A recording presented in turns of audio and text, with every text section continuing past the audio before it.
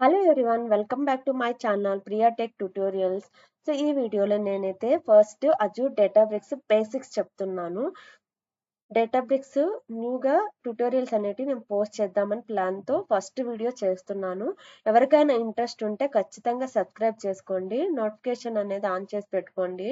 నేను videos post చేసినప్పుడు మీరు కూడా ప్రాపర్గా ఫాలో అవ్వచ్చు ఇన్ కేస్ మీకు బాగా ఇంట్రెస్ట్ ఉంటే. సో అజూర్ డేటాబ్రిక్స్ అనేది మనకి చాలా అంటే చాలా యూజ్ఫుల్ అవుతుంది ప్రజెంట్ ఉన్న సిచ్యువేషన్ లో. అజూర్ డేటాబ్రిక్స్ అంటే అజూర్ అనేది మనకి మైక్రోసాఫ్ట్ వాళ్ళది కదా.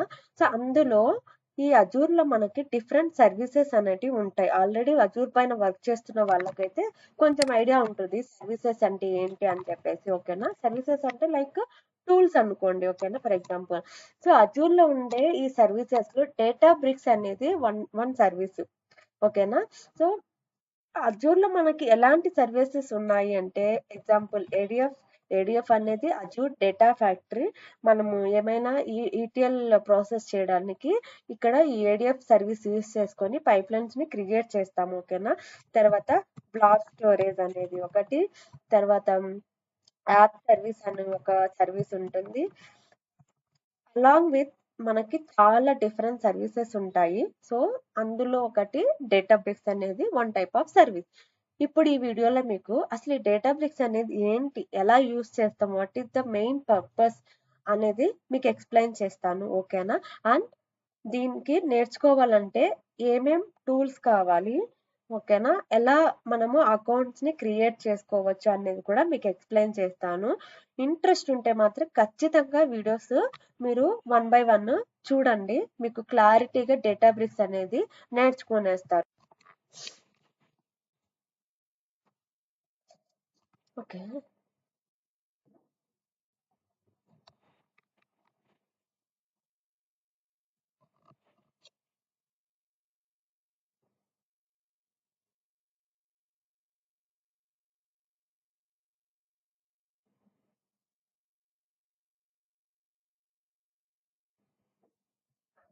సో ఇప్పుడైతే మీకు కొన్ని బేసిక్స్ చెప్తాను. నేను సింపుల్ డాక్యుమెంట్ ప్రిపేర్ చేశాను. ఓకేనా, డేటాబ్రిక్స్ అసలు డేటాబ్రిక్స్ అంటే ఏంటి, వాట్ ఈస్ డేటాబ్రిక్స్ అని ఒక క్వశ్చన్ ఉంటుంది కదా.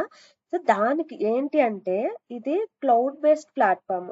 మనకి అజూర్ అయినా జీసీపీ అయినా ఏడబ్ల్యూఎస్ అయినా ఇవన్నీ కూడా క్లౌడ్ బేస్డ్ ప్లాట్ఫామ్స్. ఓకేనా, సో ఈ డేటాబ్రిక్స్ అనేది ఎక్కడ బిల్డ్ చేశారు అంటే అపాచీ స్పార్క్ లో. ఓకేనా, based on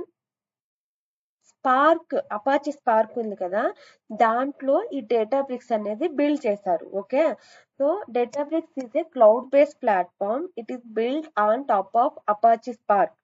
it helps you processing big data and build machine learning models easily. Okay, so main మనకి ఈ డేటాబ్రిక్స్ అనేది ఎందుకు అంటే చాలా హ్యూజ్ అమౌంట్ ఆఫ్ డేటా అనేది మనకి రియల్ టైమ్ లో ఉంటది కదా, దాన్ని ప్రాసెస్ చేయడానికి మనకి చాలా ఫాస్ట్ గా ఉండే సర్వీసెస్ అనేవి చాలా ఇంపార్టెంట్. ఓకేనా, సో దానికోసం మనము డేటాబ్రిక్స్ అనేది యూస్ చేస్తాం. ఓకేనా, ఇందులో వచ్చే మనకి కోర్ కాన్సెప్ట్ ఏంటి, ఏమేమి వస్తాయి దీంట్లో డేటాబ్రిక్స్ లో అని అంటే ఇందులో ఫస్ట్ వచ్చేసి మనకి అపాచీ స్పార్క్ అనేది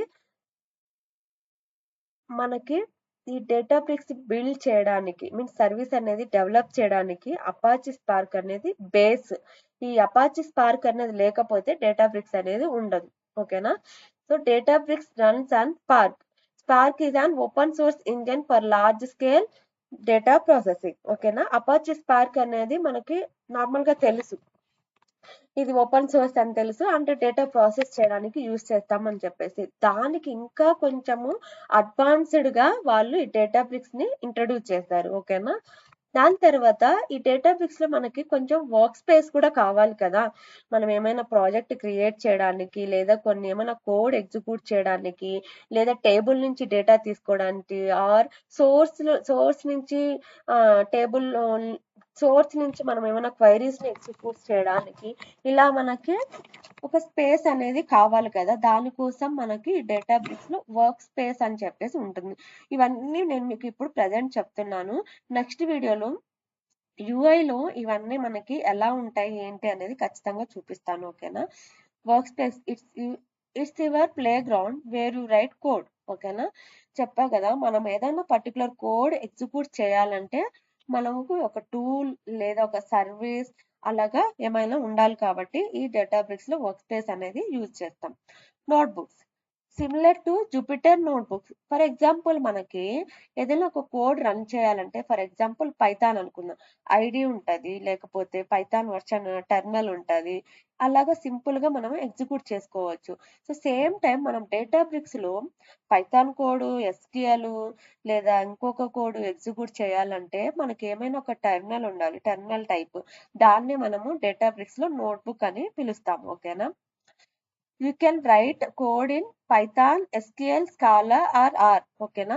సో ఈ డేటాబ్రిక్స్ లో మనకి సపోర్ట్ చేసే languages 4: Python, SQL, Scala or R language. ఓకేనా? ఈ 4 లాంగ్వేజెస్ లో మనకి ఏదొచ్చో, ఇప్పుడు నాకు బాగా పైథాన్ వచ్చంటే పైథాన్ పైన మనము ప్రోగ్రామ్స్ అనేవి రాసి డేటాని ప్రాసెస్ చేసుకోవచ్చు. లేదా ఎస్క్యూఎల్ మాత్రమే తెలిస్తే ఎస్క్యూఎల్. అలాగా బేస్డ్ ఆన్ మన ఎక్స్పీరియన్స్ ని బట్టి మనము ఈ డేటాబ్రిక్స్ లో నోట్బుక్స్ అనేటివి క్రియేట్ చేసుకోవచ్చు. ఓకేనా? సో దీని తర్వాత మనకి క్లస్టర్స్ అన్నట్టు ఖచ్చితంగా కావాలి. ఫర్ ఎగ్జాంపుల్ మనము ఎస్క్యూఎల్ లేదా పైథాన్ నోట్బుక్ లో రాసామనుకోండి, దాన్ని రన్ చేయడానికి ఒక ఇంజన్ అనేది కావాలి కదా. మనం ఎగ్జిక్యూట్ చేయాలంటే బ్యాక్ ఎండ్ ఒక ఇంజన్ కావాలి లేదా క్లస్టర్ కావాలి. సో దానికోసం మనము డేటాబ్రిక్స్ లో క్లస్టర్స్ అనేటివి కూడా మనము క్రియేట్ చేస్తాము. ఓకేనా? A group of machines, virtual machine అంటాము నార్మల్ గా, that runs your code. Databricks automatically manages the cluster for you. మనం ఏంటంటే మనము డేటాబ్రిక్స్ లో వర్క్ చేస్తున్నప్పుడు మనం సెపరేట్ గా క్లస్టర్ అని క్రియేట్ చేయాల్సిన పని లేదు. ఓకేనా? అది ఆటోమేటిక్ గా క్లస్టర్ అనేది క్రియేట్ చేసి మన కోడ్ ని ఎగ్జిక్యూట్ చేస్తుంది. ఓకేనా? తర్వాత డేటాబ్రిక్స్ ఫైల్ సిస్టమ్, డిబిఎఫ్ఎస్. ఇది ఏంటి అంటే డిస్ట్రిబ్యూటెడ్ ఫైల్ సిస్టమ్ అన్నమాట. మనం ఏంటంటే ఒక డేటాని మనము డేటాబ్రిక్స్ లో స్టోర్ చేసుకోవాలంటే మనకు ఒక ఫోల్డర్ లేకపోతే స్టోరేజ్ బకెట్ లాగానో అలా ఉండాలి కదా. దాని పర్పస్ కోసం మనం ఇక్కడ డేటాబ్రిక్స్ ఫైల్ సిస్టమ్ అని యూస్ చేస్తాము, లేకపోతే డెల్టా లేక్ యూస్ చేస్తాము. ఇలాగ డిఫరెంట్ గా ఉంటాయి. ప్రాజెక్ట్ లెవెల్ ని బట్టి వాళ్ళకి కావాల్సిన రిక్వైర్మెంట్ బట్టి వాళ్ళు యూస్ చేస్తారు ఇవి. ఓకే? దెన్ జాబ్స్ అనేది ఏంటి అంటే మనము వన్స్ ఒక నోట్బుక్ క్రియేట్ చేసిన తర్వాత, ఫర్ ఎగ్జాంపుల్ డైలీ మార్నింగ్ నాకు 9 AM కి నేను ఒక క్వైరీ ఎగ్జిక్యూట్ చేయాలి అనుకుంటే దాన్ని మనము ఎవ్రీ టైం నోట్బుక్ లో రన్ చేయకుండా జాబ్ గా క్రియేట్ చేసేసి మనము షెడ్యూల్ చేసేసుకోవచ్చు ఈ డేటాబ్రిక్స్ లో. అది కూడా మనకి ఒక బెనిఫిట్ ఈ డేటాబ్రిక్స్ లో. ఓకేనా? తర్వాత డేటాబ్రిక్స్ ఎస్క్యూఎల్ అని నార్మల్ గా మనము ఆర్డీబీఎంఎస్ లో ఎస్క్యూఎల్ క్వైరీస్ ఎలా ఎగ్జిక్యూట్ చేస్తామో సేమ్ అలానే మనము డేటాబ్రిక్స్ లో కూడా ఎస్క్యూఎల్ క్వైరీస్ అనేటివి ఎగ్జిక్యూట్ చేయొచ్చు. ఓకేనా? ఇవన్నీ కూడా మనము కమింగ్ వీడియోస్ లో 1 by 1 బాగా నేర్చుకుందాం. ఓకేనా? తర్వాత మనము డేటాబ్రిక్స్ తో ఏం చేస్తాం, what can you do with the Databricks. ఓకేనా? ఫస్ట్ పాయింట్ వచ్చేసి clean and transform large data sets. ఓకేనా? ఫర్ ఎగ్జాంపుల్ మనకి సోర్స్ నుంచి 1000 రికార్డ్స్ ఉన్న డేటా వచ్చింది అనుకోండి, బట్ క్లయింట్ వాళ్ళకి ఒక రిక్వైర్మెంట్ ఉంటది, నాకు సో అండ్ సో డేటా మాత్రమే కావాలి, ఈ డేటా మాత్రమే కావాలి, రిమైనింగ్ డేటా అవసరం లేదు, అండ్ ఈ డేటా స్ట్రక్చర్ అనేది ఇలా ఉండాలి అని చెప్పారనుకోండి. అప్పుడు మనము ట్రాన్స్ఫార్మ్ చేయాలి. అంటే వాళ్ళకి కావలసిన రిక్వైర్మెంట్ బట్టి ఆ డేటాని బిల్డ్ చేస్తామన్నమాట, అంటే ప్రాసెస్ చేసుకుంటాము. ఓకేనా?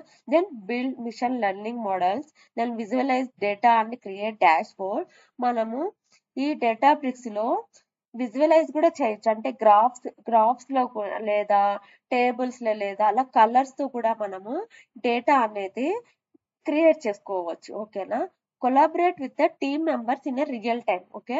మనకి డేటాబ్రిక్స్ లోపల షేర్డ్ ఆర్ యూజర్ అనే 2 ఫోల్డర్స్ ఉంటాయి. ఓకేనా? దాని గురించి వచ్చినప్పుడు అప్పుడు ఎక్స్ప్లెయిన్ చేస్తాను. దెన్ మనకి ఏమేం లాంగ్వేజెస్ తెలిసి ఉండాలి ఈ డేటాబ్రిక్స్ నేర్చుకునే ముందు.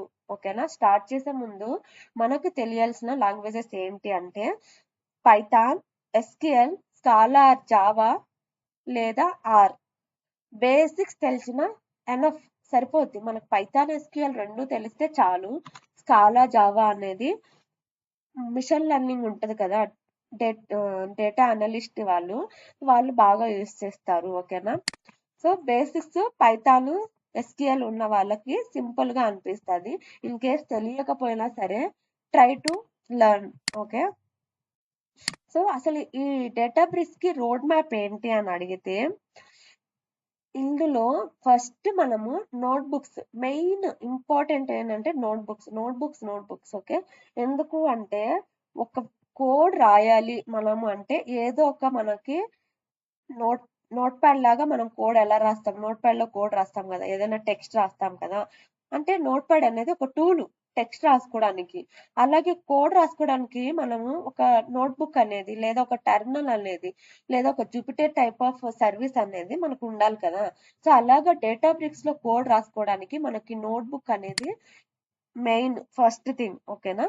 నోట్బుక్ లో మనం కోడ్ రాసిన తర్వాత దీన్ని రన్ చేస్తాం. ఓకే. ఫస్ట్ అందుకనే a notebook in Databricks is an interactive document where you can write and run the code, see output immediately and even create a visualization.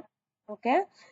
Once మనం కోడ్ రాసి immediate గా ఆ cell ని మనం run చేస్తే మనకి down automatic గా output అనేది ఇమ్మీడియట్ గా వచ్చేస్తుంది వన్స్ మనము ఆ సెల్ రన్ చేసిన తర్వాత. అలాగే ఈ నోట్బుక్స్ అనేది యూజ్ అవుతుంది. తర్వాత నెక్స్ట్ ఏంటంటే, what can you do in a Databricks notebook feature, అసలు దాని మీనింగ్ ఏంటి. Write code in Python, Scala or SQL, ఈ 4 లాంగ్వేజెస్ లో మనము ఏ లాంగ్వేజ్ అయినా యూజ్ చేసుకొని కోడ్ అనేది రాస్తాం. రన్ కోడ్ ఇన్ సెల్స్, నేను ఇవన్నీ మీకు యూఐలో చెప్తున్నప్పుడు మళ్ళీ రిపీట్ చేస్తే అప్పుడు బాగా అర్థమవుతాయి. ఇప్పుడు అట్లీస్ట్ 50% అయినా గుర్తుపెట్టుకోండి. మళ్ళీ నేను అక్కడ నోట్బుక్స్ లో ఎక్స్ప్లెయిన్ చేస్తున్నప్పుడు లేదా యూఐలో ఎక్స్ప్లెయిన్ చేస్తున్నప్పుడు మీకు ఆటోమేటిక్ గా ఇవి గుర్తొస్తే అప్పుడు మీకు ఇంకా బాగా రిమెంబర్ గా ఉంటాయి అన్నమాట. ఓకేనా. విజువలైజ్ ద డేటా, తర్వాత connect to the cluster, collaborate. ఓకేనా. ఇవన్నీ కూడా నోట్బుక్స్ లో మనం చేస్తాం. Structure of notebook, A notebook is made up of cells and each cell can be A code. ఒక్కొక్క సెల్ లో మనము 1 లైన్ ఆఫ్ కోడ్ అనేది రాసి ఎగ్జిక్యూట్ చేసేయచ్చు. ఓకేనా. ఇవన్నీ కూడా నేను సింపుల్ జస్ట్ ఎగ్జాంపుల్స్ రాశాను ఎలా ఎగ్జిక్యూట్ చేయొచ్చు ఏంటి అని చెప్పేసి. సో ఈ వీడియోలో నేను చెప్పాలనుకున్న బేసిక్స్, అసలు డేటాబ్రిక్స్ అంటే ఏంటి, ఇందులో ఏమేమి కాన్సెప్ట్స్ వస్తాయి, మనం కోడ్ ఎలా ఎగ్జిక్యూట్ చేయొచ్చు, బిఫోర్ డేటాబ్రిక్స్ లెర్న్ చేసే ముందు ఏమేమి నాలెడ్జ్ ఉంటే బెటర్, ఇవన్నీ కూడా మీకు అర్థమయ్యాయి అనుకుంటున్నాను. సో నెక్స్ట్ వచ్చేసి మనము ఈ డేటాబ్రిక్స్ ని రన్ చేసుకోవడానికి లేదా ఈ డేటాబ్రిక్స్ లెర్న్ చేయడానికి ఒక అకౌంట్ అనేది కావాలి. అజూర్ డేటాబ్రిక్స్ అని మీరు టైప్ చేస్తే మైక్రోసాఫ్ట్ అజూర్ డేటాబ్రిక్స్ అని వచ్చింది కదా, ఆర్ ఇక్కడ మీరు అకౌంట్ అని ఇవ్వండి.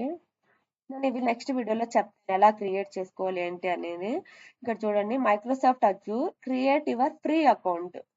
మనకి అజూర్ లో లేదా మైక్రోసాఫ్ట్ వాళ్ళు ఈ అజూర్ లో మనకి $200 ఫ్రీగా ఇస్తారు.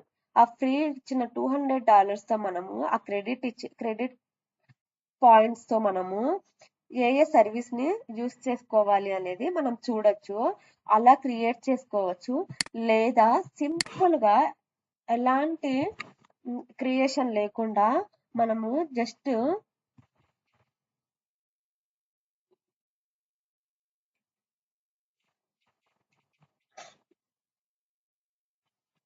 డేటాబ్రిక్స్ కమ్యూనిటీ అని టైప్ చేయండి.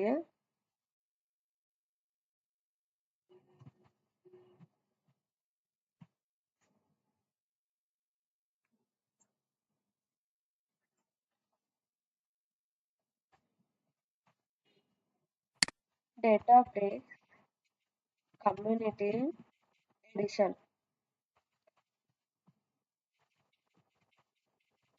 ఇది చాలా సింపుల్ గా ఉంటది. ఇన్ కేస్ మనము అజూర్ లో మనం ఒక అకౌంట్ క్రియేట్ చేసుకున్న తర్వాత ఆ $200 అయిపోయాయి అనుకో, మనము పే చేయాలి. ఓకేనా. దాంట్లో ఏంటంటే క్రెడిట్ కార్డు యూస్ చేసుకోవాలి, పెట్టాలి.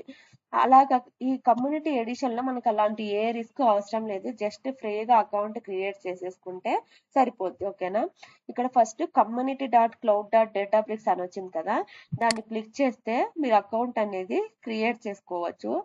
రేపటి వీడియోలో నేను ఖచ్చితంగా ఈ అకౌంట్ క్రియేషన్ అనేది ఎలాగో చెప్తాను. లేదా ఆల్రెడీ తెలిసిన వాళ్ళైతే ఫైన్, ఇన్ కేస్ ఇంకా ఎవరికైనా కొత్త వాళ్ళైతే అది యూస్ అవుతుందని నేను చెప్తున్నాను. సో అది ఇవాల్టి వీడియో. మీకు ఈ డేటాబ్రిక్స్ అనేది యూజ్ అవుతుంది అనుకుంటున్నాను. సో కమింగ్ వీడియోస్ ఇంకా చాలా ఇంట్రెస్టింగ్ గా రియల్ టైమ్ లో ఎలా వర్క్ చేస్తాము, ఈ డేటాబ్రిక్స్ రిక్వైర్మెంట్స్ ఎలా వస్తాయి ఏంటి అవన్నీ కూడా మీకు ఎక్స్ప్లెయిన్ చేస్తాను. ఫస్ట్ అయితే బేసిక్స్ నేర్చుకుందాము. మీకు ఈ వీడియో నచ్చినట్లయితే లైక్ చేయండి, మీ ఫ్రెండ్స్ ఎవరైనా ఉంటే వాళ్ళకు కూడా షేర్ చేయండి. అలాగే మీకు ఏమైనా డౌట్స్ ఉంటే కమెంట్ చేయండి, లేదా నా ఇన్స్టాగ్రామ్ లో కూడా ఫాలో అయ్యి కమెంట్ చేయండి, నేను రిప్లై ఇస్తాను. కొత్త వాళ్ళైతే ఖచ్చితంగా సబ్స్క్రైబ్ చేసుకోండి. ఓకేనా? Thank you. బాయ్.